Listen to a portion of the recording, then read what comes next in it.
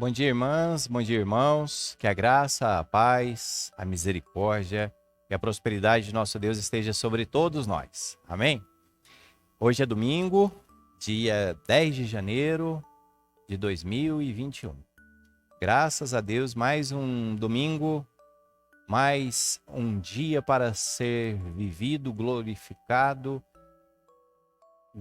o nome de Deus, glorificar o nome do Senhor Jesus Cristo, glorificar aquele que merece toda a honra, toda a glória, todo o louvor. Este ano que o Senhor nos deu é um ano de nós buscarmos a Ele, de nós estarmos juntos com Ele. Eu quero dar continuidade, ao estudo da revista que estamos aprendendo, revista Compromisso, com a temática de Gênesis, livro das origens. Vimos a introdução domingo passado e hoje vamos ver a lição de número 1, a criação do universo. Se você ainda não pegou sua revista, pegue aqui na igreja, tá bom? É de grátis, então basta você vir aqui e buscar a sua.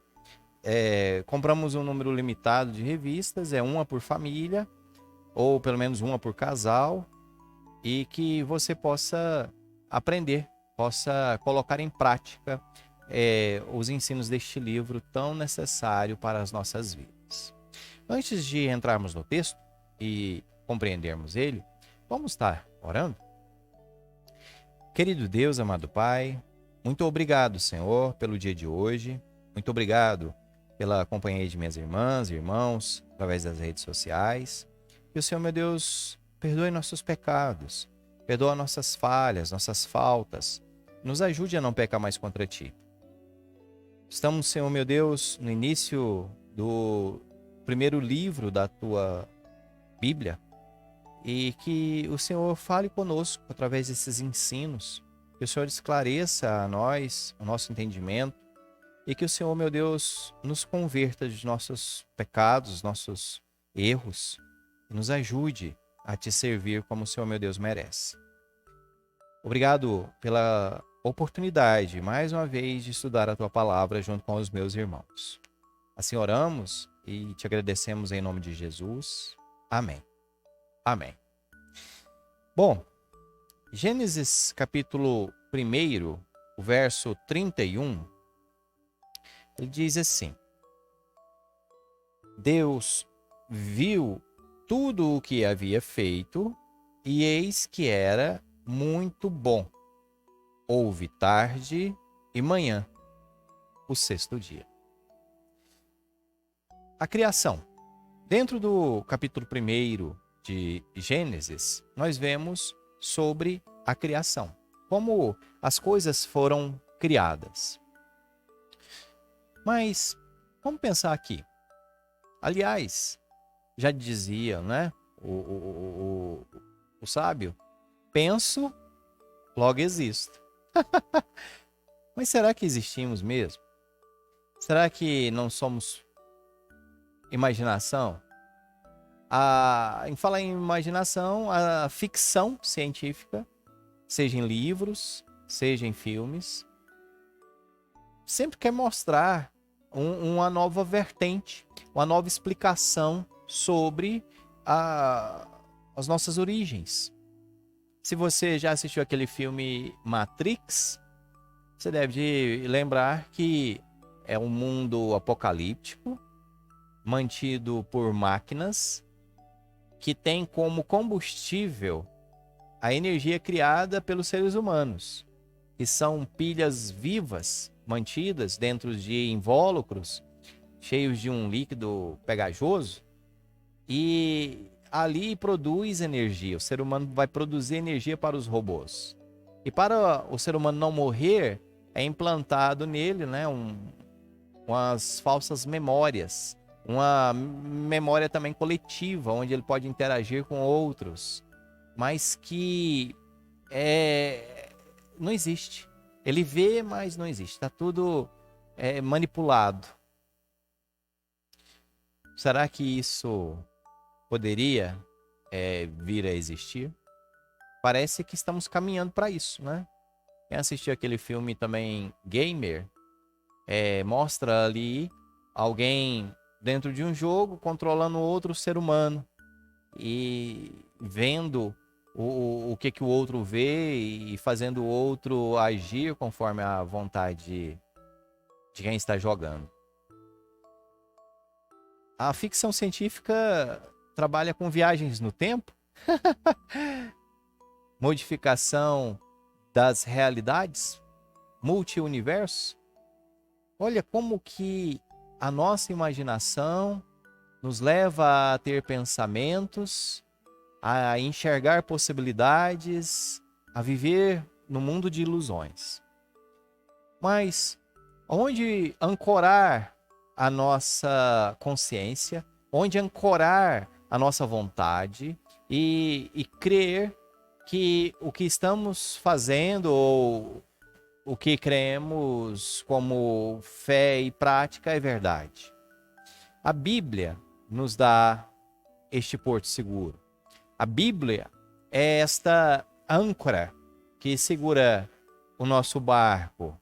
A Bíblia é quem fala para nós de onde viemos, como estamos e aonde podemos chegar.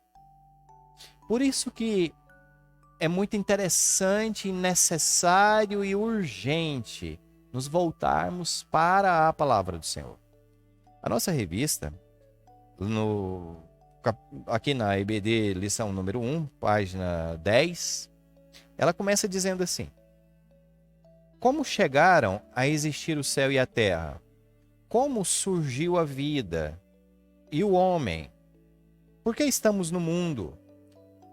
A primeira narrativa de Gênesis, em Gênesis capítulo 1, verso 1 até capítulo 2, verso 4, parte A, nos oferece respostas a tais perguntas de modo inequívoco.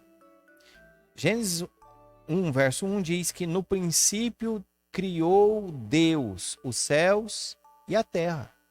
Então, nós temos um Criador, nós temos um ser superior, a qual nossa mente é muito limitada para compreendê-lo, para totalizar ali a sua magnitude, mas ela tem uma condição, a nossa mente tem uma condição de entender que não somos frutos do acaso, que há beleza na criação, que há um design, né? Vamos usar aí essa palavra criacionista, um design inteligente por trás da criação. Deus existe, Deus cria, Deus faz. E essa doutrina, a revista continua, essa doutrina faz parte do Antigo Testamento e das declarações apostólicas, né? As declarações do Novo Testamento. E de acordo com o testemunho das Escrituras, Deus não somente criou o universo, mas o conserva sob o seu domínio e o sustenta sob o seu poder. No Novo Testamento, nós temos Colossenses capítulo 1. Vamos dar uma olhada lá. Colossenses capítulo 1, versos 16 e 17, que diz assim: pois nele quem? Em Cristo Jesus, foram criadas todas as coisas, nos céus e sobre a terra, as visíveis e as invisíveis, sejam tronos, sejam soberanias, quer principados, quer potestades, tudo foi criado por meio dele e para ele. Ele é antes de todas as coisas e nele tudo subsiste. Então, em Cristo, tudo é sustentado. Em Deus, tudo é sustentado. Deus fez todas as coisas e sustenta todas as coisas.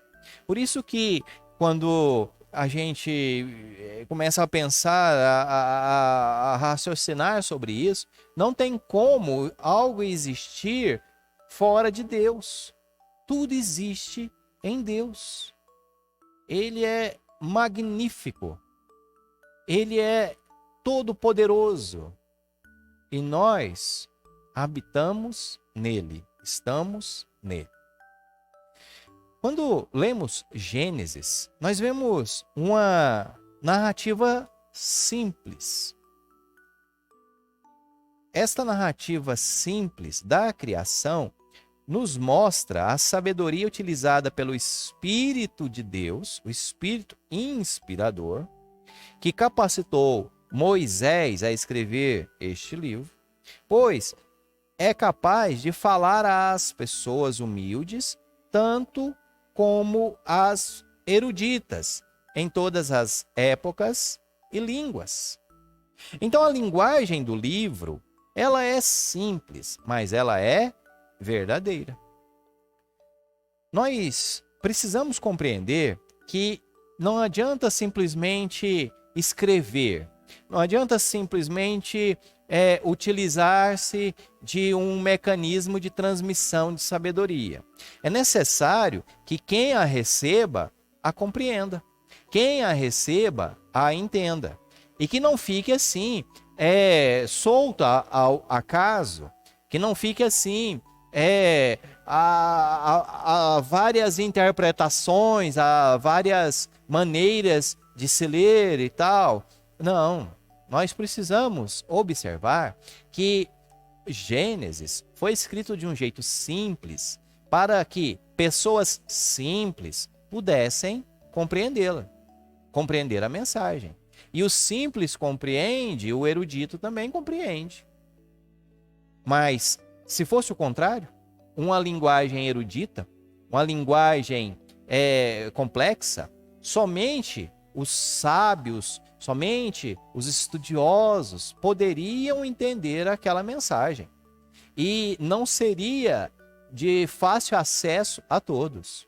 Mas aqui em Gênesis, nós temos uma linguagem simples, mas verdadeira, que quem lê, entende. Quem lê, compreende a essência desta mensagem. É bom fazermos algumas distinções. Por exemplo, a Bíblia, ela não é um livro científico. E muito da ciência, e hoje a ciência é um negócio assim, que é a ciência do dia, né? Hoje se diz que isso é verdade, mas pode ser que amanhã não seja. Hoje se diz que isso pode, amanhã pode ser que não possa. Né? Hoje aplicam a vacina, amanhã pode ser que não aplique mais. Hoje esse medicamento é seguro, amanhã pode ser que não. Você já deve ter passado por algo assim. Então, a Bíblia não é um livro de ciências. Ela é um livro que passa a mensagem da salvação. Então, nós vamos ver certos detalhes que são termos, se formos comparar aos termos de hoje, parecem ser contraditórios ou mentirosos. Por exemplo, quando se fala no Novo Testamento que Jonas foi engolido por uma baleia, e alguém olha no livro de Jonas e lá fala que Jonas foi engolido por um peixe, alguém pode fazer essa comparação e falar assim, mas espera aí, é peixe ou é baleia? Porque baleia é mamífero, né? Mas é mamífero segundo qual classificação? Começou quando? É recente, meus queridos. Essa situação de mamífero, ovíparo, vivíparo, carnívoro, né? Essas classificações são recentes. Na época em que o texto bíblico foi escrito, se morava na água e nadava, é peixe. Se voa, é ave. Por isso que nós temos morcego na lista dos animais, das aves impuras. E alguém pode falar nesse mesmo raciocínio, mas morcego é mamífero, né? Ele não se enquadra totalmente no grupo das aves. Mas isso aí é conhecimento novo. Amanhã ou depois alguém vai tentar comparar a Bíblia com dados mecatrônicos, e isso daí não vai dar certo, porque a Bíblia não se importa com isso. Ela conta uma história, passando a mensagem da salvação, e fala em uma linguagem clara, em uma linguagem que seja fácil a sua compreensão. Hoje mesmo nós temos as linguagens, por exemplo, a linguagem médica. Chega lá um médico conversando com outro médico. Você vai perceber que eles vão utilizar de um linguajar que o leigo, a pessoa que não estudou a medicina, pode não entender. Ele vai falar ali de mecanismos, de processos biológicos que, se você não estudou, você não vai saber o que é aquilo ali, o que isso quer dizer. A linguagem jurídica.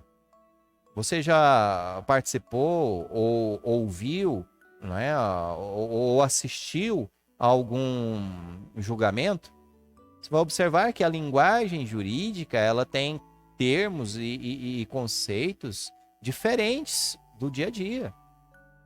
A linguagem filosófica, o sujeito fala de algo assim e você pode entender uma coisa, mas ele quer dizer outra. A linguagem técnica, o sujeito vai falar sobre dados. Um engenheiro vai falar uma linguagem técnica sobre a construção. Alguém que constrói uma máquina vai utilizar-se de uma linguagem técnica, falando sobre graus, né, de potência, equipamentos resistentes e muitas outras situações. A linguagem de sinais, você sabe entender a linguagem de sinais? Você conhece Libras?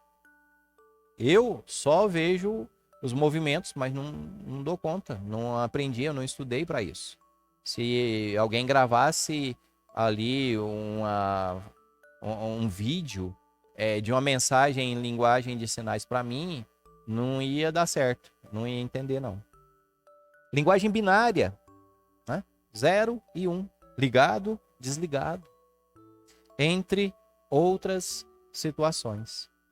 Então, a Bíblia vai estar com isso, vai estar mostrando para a gente esse tipo de texto, esse tipo de linguagem, porque é uma linguagem que é para ser compreendida e ser decifrada através da fé, através da manifestação do Santo Espírito, através da colocação disso em prática.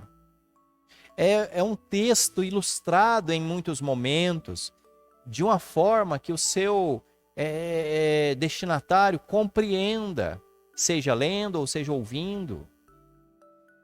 Por isso que, embora exista certas escolas literalistas, mas eu não vejo condição de interpretar literalmente todo o texto de Gênesis. Algumas mensagens ali acabam tendo uma parte que não deve ser literal. Não cabe ainda esta associação. Pelo menos minha mente é muito pequena para compreender tais coisas. Tem pessoas que vão se esforçar para colocar toda a literalidade ali.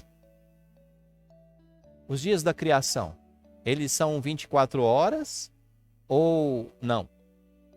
Ou é um longo período de tempo?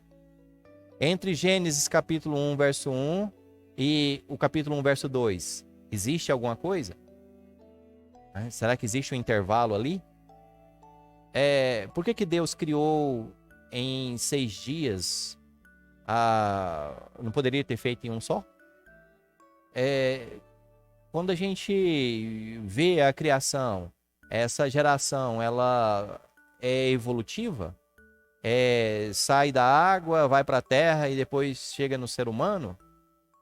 Será que nós temos uma geração que foi criada adulta, se eu olhasse para as montanhas e fosse pensar naquela formação natural, elas levariam milhões de anos para chegar daquele jeito. Mas Deus já fez pronto, né? Ele quis fazer aquela montanha e já nasceu pronto. Adão, por exemplo, nasceu homem. Ele não nasceu bebezinho. Pelo menos é assim que a gente percebe o texto. Pois ele já nasceu e já foi colocado para trabalhar, né? Ó, Adão, você já vai cuidar aí do jardim. Quando ele vê Eva, ele a identifica. Ele tem essa noção, essa percepção. Quando o Senhor fala que as dores do parto seriam multiplicadas, se comesse, morrerás, implica um conhecimento que não há relação de início no texto.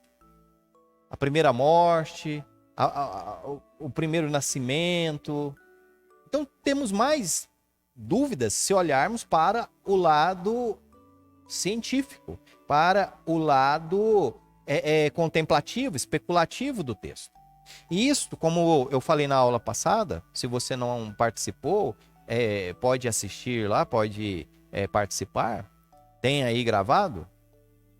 A gente precisa compreender a diferença entre o pensamento hebraico e o pensamento grego e oriental, que a gente tem hoje, né? O nosso pensamento ele é movido mais conforme o pensamento grego do que do pensamento hebraico.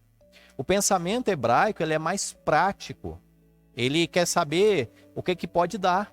Se o hebreu vê ali uma ovelha, ele vai ver a ovelha, vai enxergar se ela é saudável, se a lã dela é boa, se ela pode viver quantos anos, se ela pode dar leite, se ela pode se reproduzir.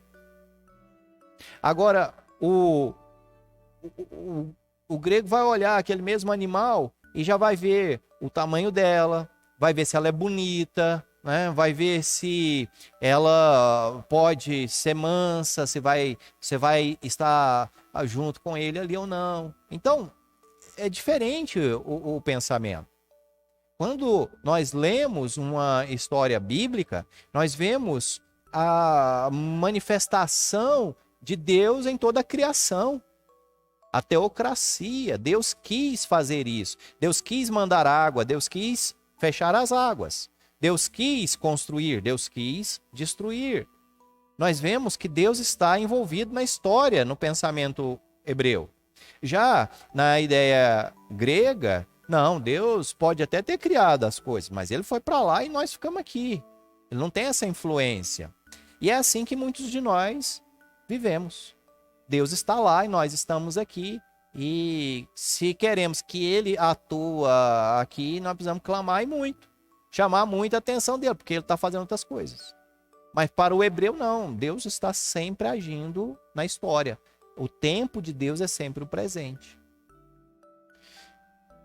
Continuando o texto da nossa revista, aqui na página 11, vem falar sobre os capítulos 2 e 3 de Gênesis, que eles estão cheios de ação, cheios de surpresas, cheios de figuras de linguagem.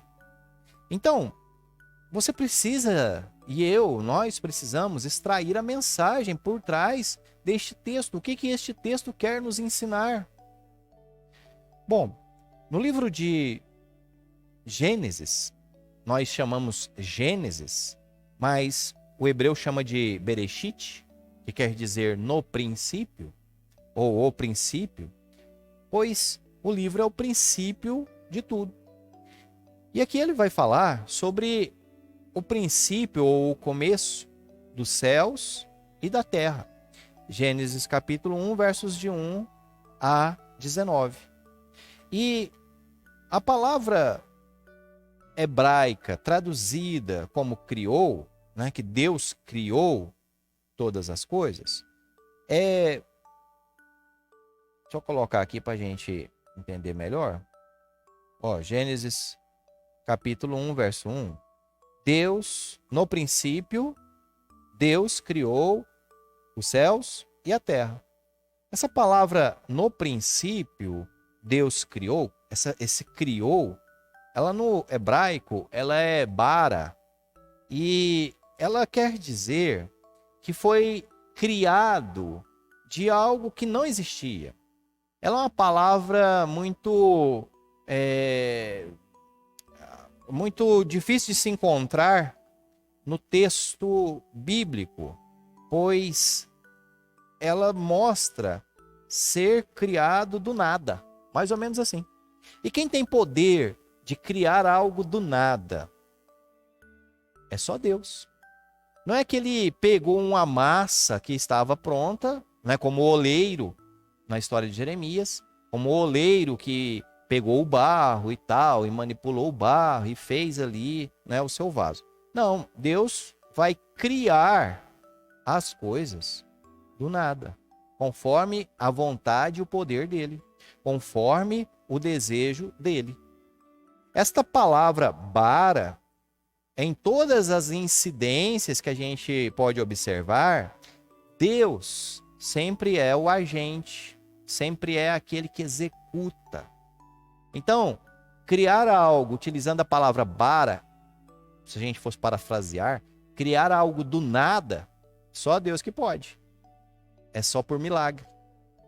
Criar algo de onde não existe ali possibilidade de manipulação, só Deus quem pode. Zimmerli, ele comenta que o uso dessa palavra é uma característica especial de Gênesis e que tal verbo não admite relação com matéria pré-existente. Tá vendo?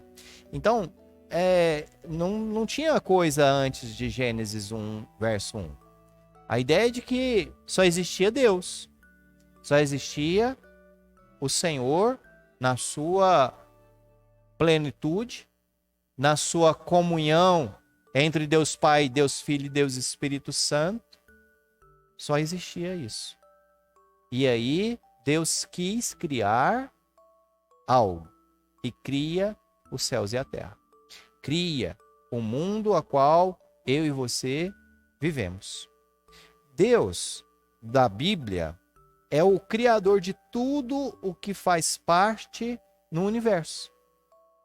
Então, tudo o que a gente pode ver, sentir, tocar, foi criado pelo Senhor. É lógico que aqui cabe-se um parêntese. Quando Deus cria as coisas, nós lemos Gênesis capítulo 1, verso 31, ele cria tudo bom e tudo perfeito. É o pecado que manchou a criação do Senhor. É o pecado quem manchou a nós, a mim e a você. Você acha que Deus quis que uma pessoa nascesse com um defeito genético? Que a pessoa nascesse com uma característica que iria lhe trazer muito prejuízo? De maneira nenhuma, meu querido. De maneira nenhuma, minha querida. Nós temos consequências dos nossos atos maldosos. Nós passamos, talvez, a nossa juventude envolvidos em vícios. Aí depois, quando chegamos em determinada idade, aparece ali um câncer no pulmão, um câncer no fígado. E aí vamos culpar Deus. Por que Deus fez isso comigo? Ele não fez isso com você. Ele te deu uma liberdade que você mal usou. Que você fez más escolhas. E agora estamos presos às consequências das escolhas que nós mesmos fizemos. Nós comemos produtos com componentes que vão nos trazer muito prejuízo. Nos dar diabetes, pressão alta, até mesmo um câncer. Não foi da vontade de Deus isso. Não é da vontade do Senhor que nós tenhamos um câncer, não é da vontade do Senhor que nós morramos. A morte só entrou no mundo por causa do pecado. Então Deus cria todas as coisas perfeitas e Ele tem este poder de fazer. Aqui o nosso comentarista da revista tenta fazer uma junção entre Gênesis capítulo 1, verso 1 e capítulo 1, verso 2, é só uma teoria, não é a única, mas ele vem dizer que há uma situação, né, interessante. Por que tem essa discussão entre o capítulo 1, verso 1 e o verso 2? Veja, no princípio Deus criou os céus e a terra. Quando Deus cria as coisas, ela é boa ou não é? Ela é completa ou não é? Né? Como que a gente não acredita nisso? Só que o verso 2 diz: a terra era sem forma e vazia. Era cheia de trevas. Ué, Deus criou tudo perfeito ou não criou? E se criou tudo perfeito, por que é sem forma e vazia? Como é que é isso? Então, o autor da revista, ele diz que o Senhor está agindo aqui como um artista que, por exemplo, vai pintar ali uma tela, um quadro, e ele faz um esboço, ele faz um desenho preliminar. Se ele fosse um oleiro, ele montaria, né, ali o barro, prepararia o barro e tá sem forma. Tá sem sentido ainda.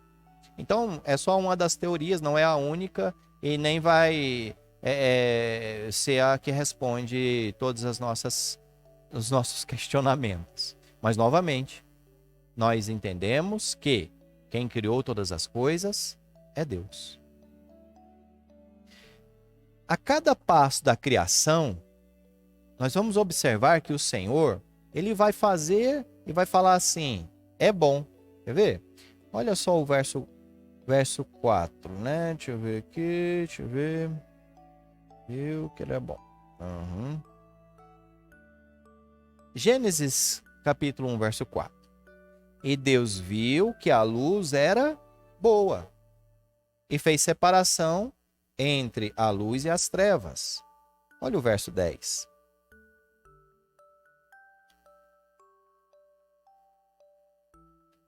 Deus chamou à porção seca terra e ao ajuntamento de águas chamou mares. E Deus viu que isso era bom. Aí lá no verso 31, como é que ele encerra o capítulo? Deus viu que tudo o que havia feito e eis que era muito bom. Houve tarde e manhã, o sexto dia. Então, a gente observa no capítulo 1 que Deus vai fazendo as coisas e ele vai olhando depois. Olha, fiz isso aqui, ó. Ah, isso é bom, hein? Isso é bom. Aí, ó, fiz isso aqui, essa caneta aqui. Ah, isso é bom, né? Isso é bom. Ah, eu fiz essa folha aqui. Ah, isso é bom. Aí quando ele termina tudo, ele revisa. Deixa eu ver direito. Ah, tá. Beleza. Isso aqui tá certo. Ah, isso aqui também tá certo. Ah, tá. Tudo que eu fiz é muito bom. Parece que o Senhor, ele ensina a mim e a você aqui, né? E talvez essa seja a referência, a darmos um padrão de qualidade às coisas que fazemos. Né? Um padrão ISO, um padrão aí da ABNT, um padrão de qualidade, um padrão Inmetro, né? Um selo lá de qualidade. Mas vemos aqui também um processo, algo que se inicia, tem uma sequência e tem um final, um término. A organização, cada passo da obra que Deus cria, ele vai falar que é bom. E depois ele fecha tudo e vai falar, isto é muito bom. Ah, meus queridos, precisamos aprender a fazer as coisas com mais dedicação, fazer as coisas com mais qualidade. Precisamos fazer as coisas conforme a vontade do Senhor. Nossa revista continua aqui na página 12, falando sobre o começo da vida animal. Gênesis capítulo 1, versos de 20 a 25. Criada por Deus, a vida animal começou nos mares, depois no ar, em seguida na terra. Kidner chama a atenção para o notável grau da correspondência entre esta sequência e a deduzida pela ciência atual. Então veja que aqui há uma tentativa de conciliação entre a criação bíblica e a ciência atual.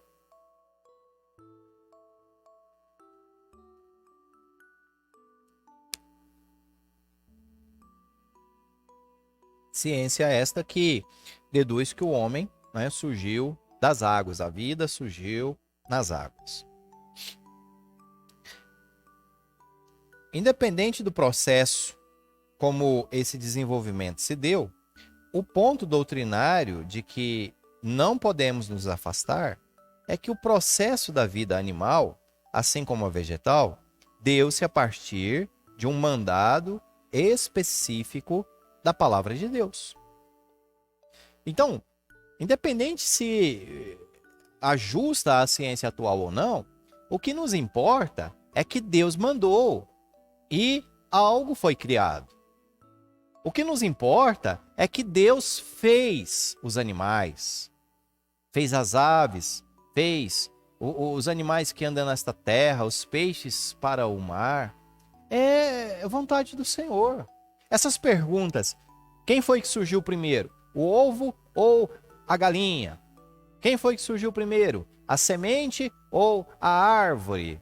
Esse tipo de pergunta não cabe bem, pois não é a intenção do texto. Ele não quer te contar isso. Ele não quer te mostrar isso.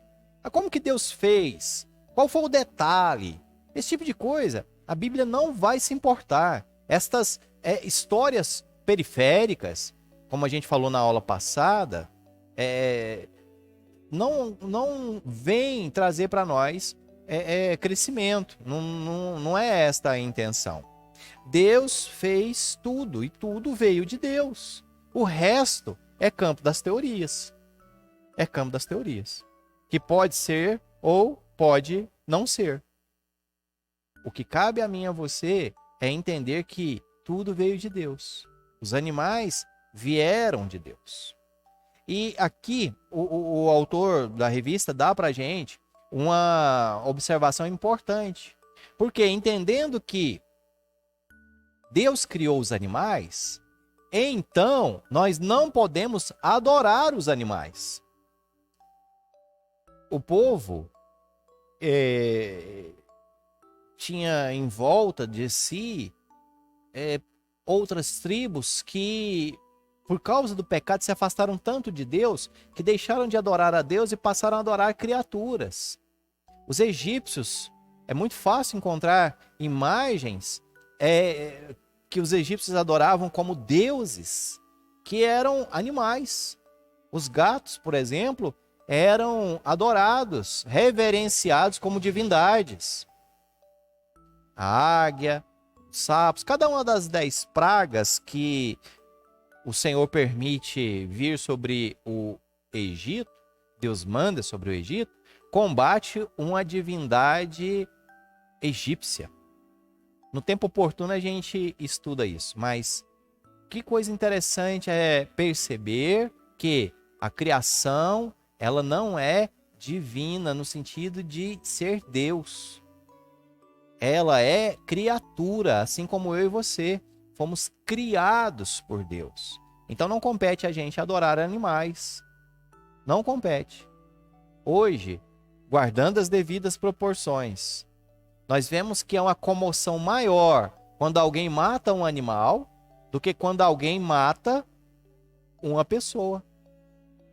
Há comoção maior num caso de zoofilia do que no caso de pedofilia. Será que estamos entendendo bem como que é esta criação, como que isso foi formado? Sobre a vida humana, Gênesis capítulo 1, versos de 26 a 30, diz que Deus criou o ser humano. A nossa revista fala: Deus criou a humanidade no 6º dia, depois de ter preparado tudo para ela. O ser humano é a mais nobre das criaturas, designado para sujeitar a terra e dominar sobre todos os animais.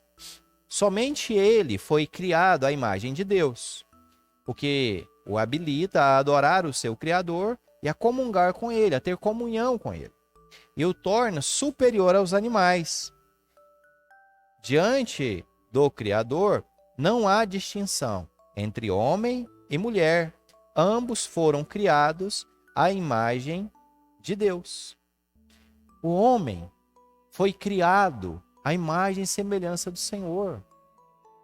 O homem foi criado para representar Deus. Entre as explicações possíveis sobre esta imagem e semelhança, que também é outro campo teológico que dá muito pano para manga, poderíamos ficar aqui o mês todo falando sobre isso, mas vamos separar aqui algumas coisas que nós temos e que a outra criação não tem, que os animais não têm, somente o ser humano tem, que é em relação a Deus. Nós temos condição de manter comunhão. Comunhão com Deus, comunhão com outras pessoas. Nós não vemos os animais mantendo momentos de culto e comunhão com divindades. Eles podem até viver em bandos, mas ali não há a comunhão propriamente como nós, seres humanos, temos. E esta comunhão que temos vem da comunhão entre Deus Pai, Deus Filho e Deus Espírito Santo.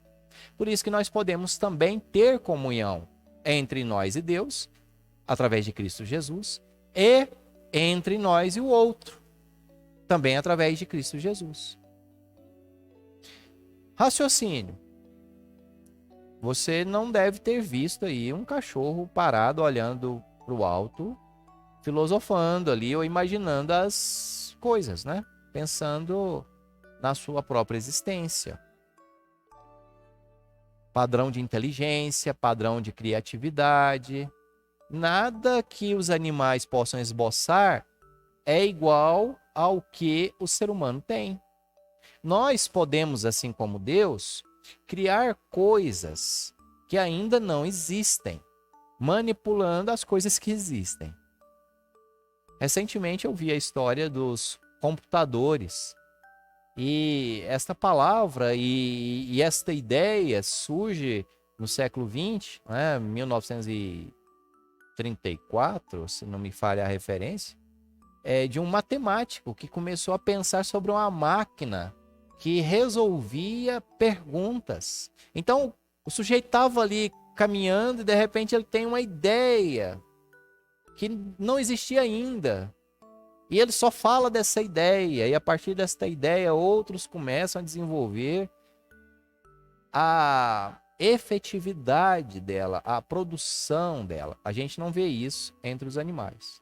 Mas temos os macacos que utilizam as ferramentas para quebrarem ali as frutas e retirar dentro dela as sementes. Nós temos algumas coisas assim. Temos sim, passado, né?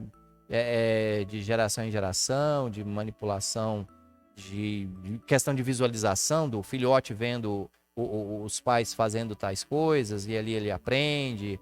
Esse tipo de circunstância nós temos, mas nada comparado com o raciocínio que o ser humano tem. Senso de moralidade. O leão está com fome. Aí ele fica ali debaixo da árvore. De repente passa um javali. Uma javali fêmea com 4 filhotinhos. O leão olha. Será que ele vai pensar? Eu não vou comer essa mãe, não.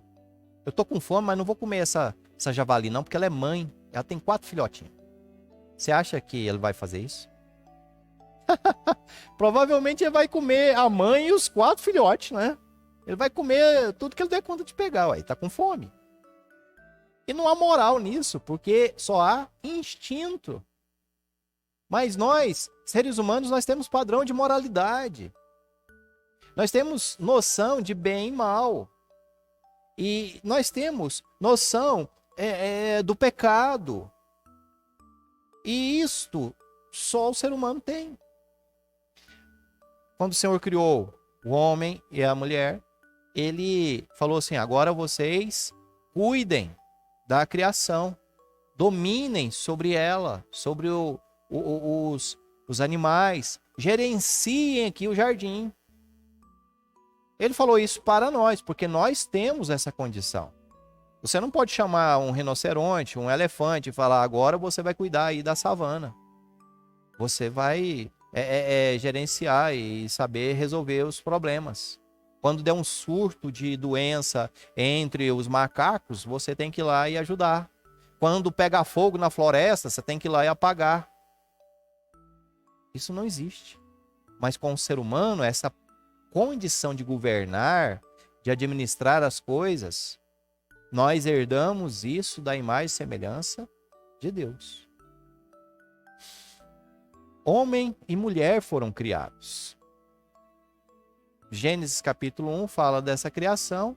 Gênesis capítulo 2 amplia os detalhes da criação, falando que Adão foi criado e Deus pegou e viu que Adão estava só e não era bom que o homem estivesse só e que fez Adão entrar em um sono profundo.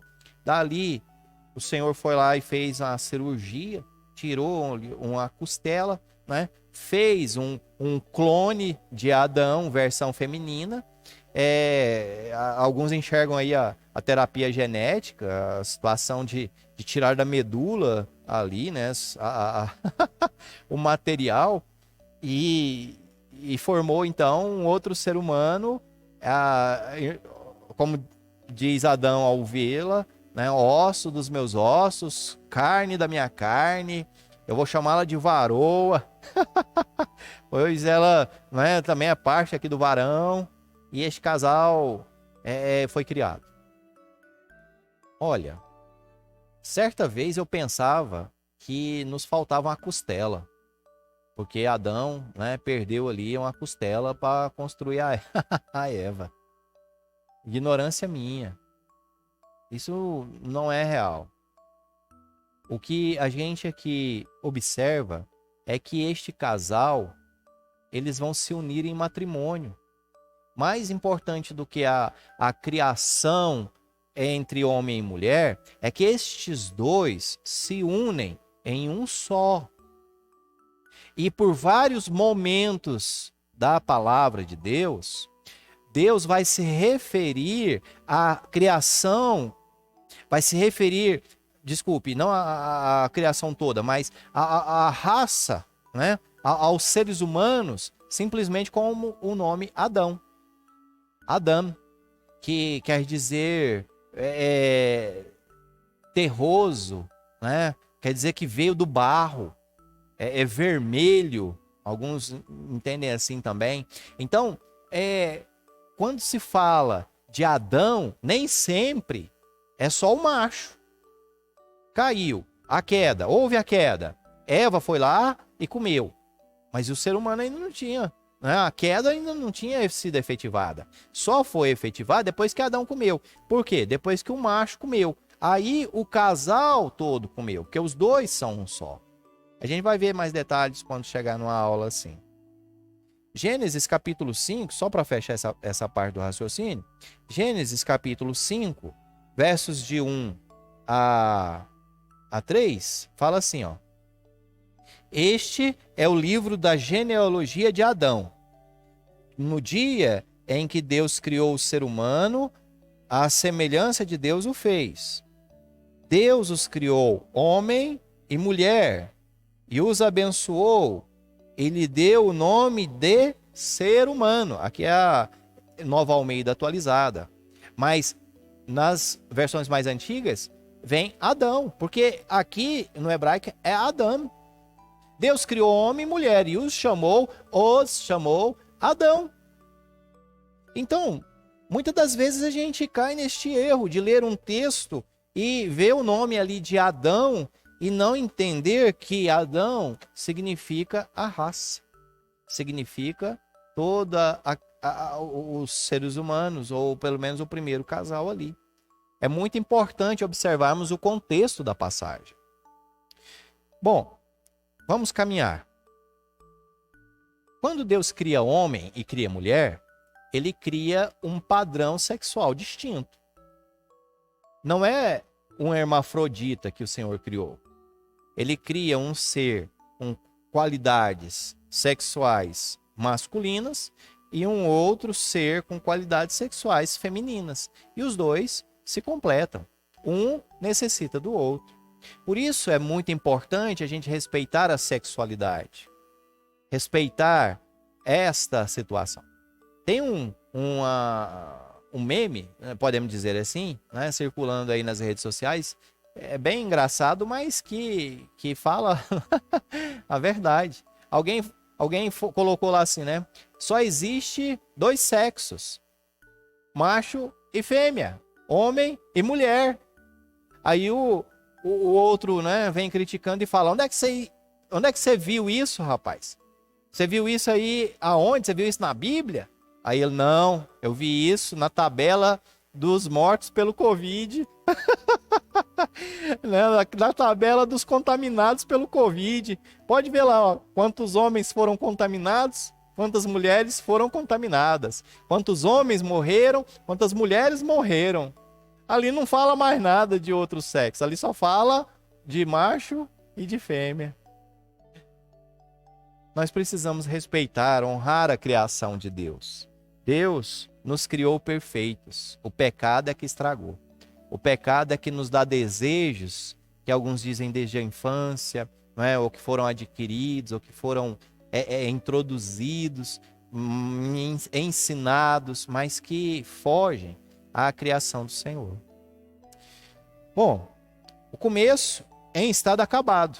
A nossa revista diz: e Deus viu tudo quanto fizera, e era muito bom. Gênesis 1, verso 31. Tudo que Deus tinha criado e desenvolvido correspondia ao seu propósito.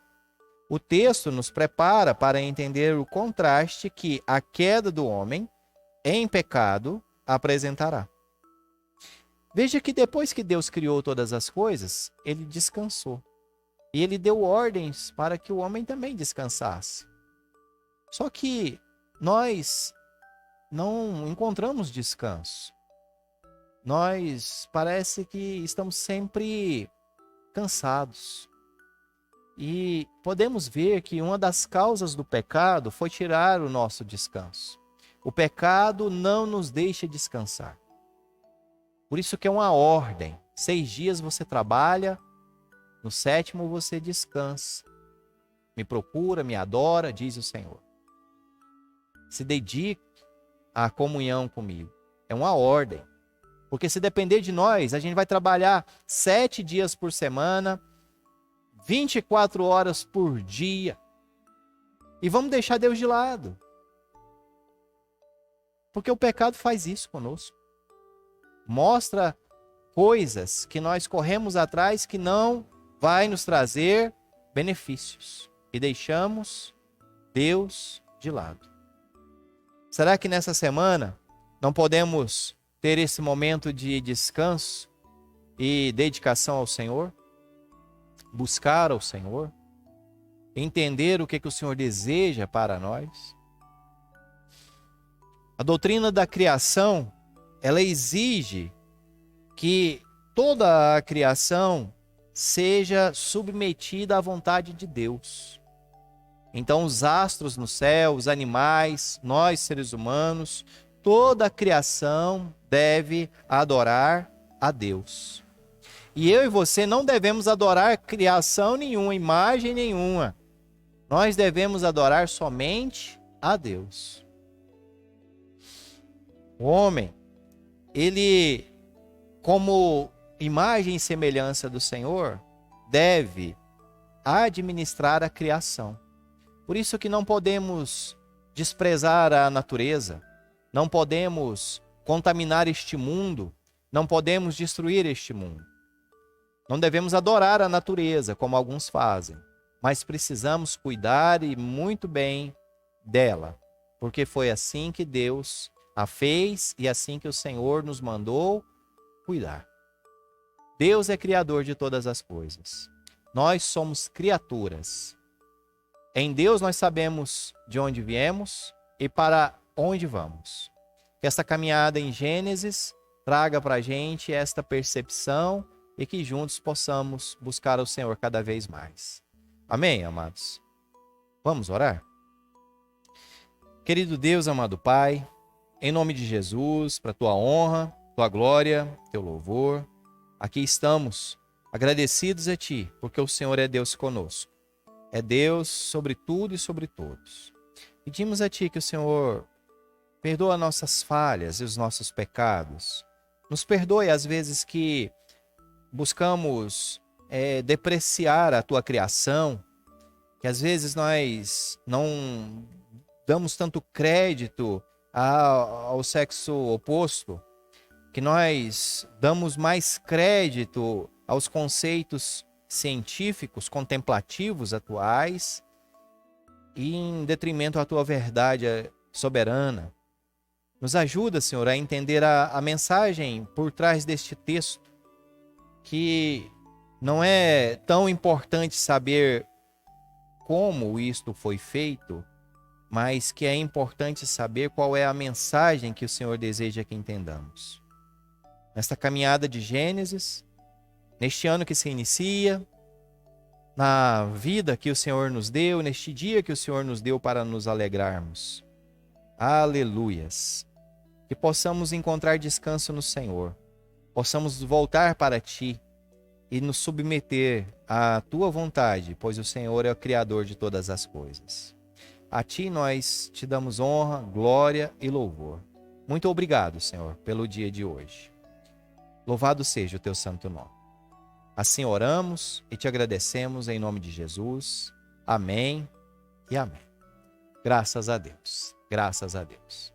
Que o Senhor, o nosso Deus, nos ajude e que possamos juntos celebrar, engrandecer e bendizer o nome do Senhor. Deus te abençoe. Tenha um ótimo dia hoje, à noite. Venha participar do culto. Nós não teremos transmissão no dia de hoje, do culto à noite, tá bom? Domingo que vem, pela manhã, nós não teremos escola bíblica, pois teremos nossa sessão administrativa. Mas à noite teremos o culto presencial e, se Deus permitir, também a transmissão através das redes sociais. Deus abençoe a todos. Tenha um ótimo dia, em nome de Jesus.